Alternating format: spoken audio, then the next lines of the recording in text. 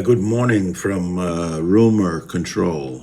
I want to talk to you today quickly. Well, I often say that, but it's not necessarily the case. Why there are no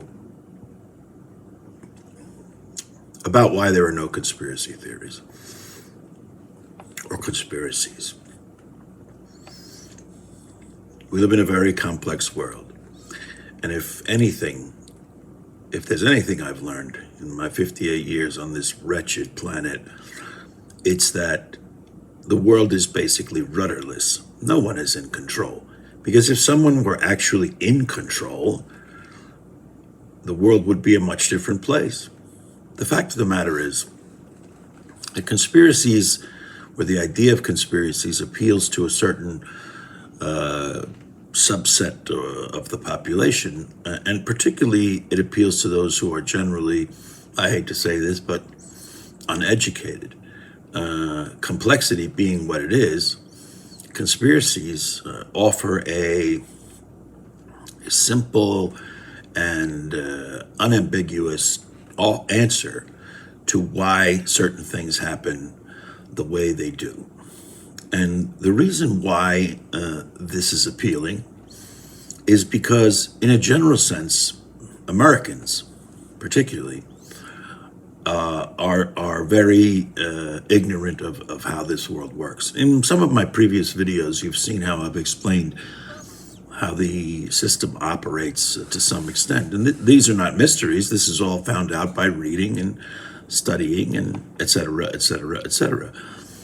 But when you have people who are so superficial in terms of their understanding and participation in intellectual life, you will be able to easily roll something out. It doesn't really require anything but a little conjectural foreplay, and you get the ball rolling. The moon landing never happened. The 9/11 was a conspiracy. January 6th was a conspiracy. And there are people who have channels on YouTube with hundreds of thousands of followers, and they take a minor little detail, and they will say, look at this, you see, that's the point. And it's not the point. It's not the point of anything.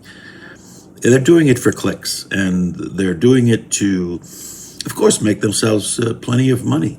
If everybody simply said, well, this is explained by this, well, that would be kind of boring, wouldn't it? And insofar as the possibility of conspiracies, in fact, everything is being done out in the open. Society is the way it is precisely, and here I mean American society, but in general, is precisely the way it is because the people in charge, the establishment, let's just say, concentrated wealth and corporate power, they know that Americans don't pay attention, don't know, don't understand. Henry Ford famously said, if Americans knew how the banking system really worked in this country, there'd be a revolution by breakfast the next morning. There's no conspiracy in the banking industry. It's just how they do business. If you don't want to look into it, that's your problem. You, as an individual, have to get smart. And the way you get smart is by reading. It's not by watching a 27-minute YouTube video where someone examines one aspect of something completely out of context as if it takes place in a vacuum and says, you see from here, you extrapolate out, and that's the story. It's similar with the anti-vaccine people. They don't understand the science. They don't want to understand the science. And many of these things revolve around science. Science being something that is generally looked down upon in America. In America, there's a tremendous, has been for a long time, an anti-intellectualism streak that is very injurious to a society at large, because this allows people to believe in outright fantasies, if not lies, which then push them to make all kinds of claims that are completely without merit.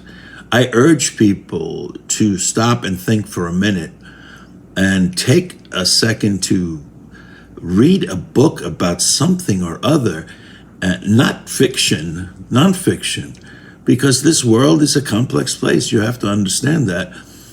And the things that are being done and are being allowed to be done precisely because you are not paying attention, and you haven't paid attention.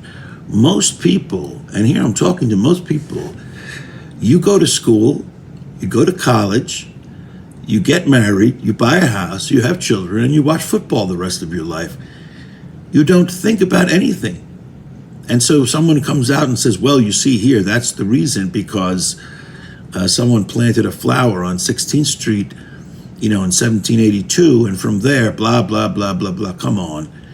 I mean, get off your butt and stop thinking that the petty little things in your life are somehow the most important thing in the world, and truly participate in society and the world by knowing what is going on. And the only way you know that is by reading.